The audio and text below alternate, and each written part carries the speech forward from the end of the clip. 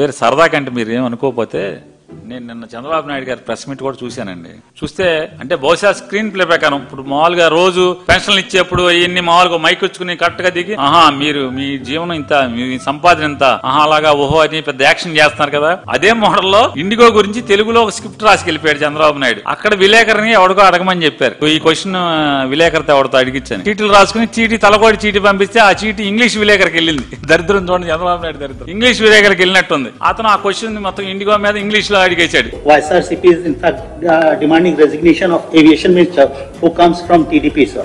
అడగగానే ఈయనకేమో మొత్తం తెలుగులో ఉంది ఇక్కడ స్క్రిప్ట్ అంతా. తెలుగులో మొదలు పెట్టాడు చూసి. పబ్లిక్ సేఫ్టీ ఇవన్నీ కూడా ఇంట్రొడ్యూస్ చేస్తున్నారు.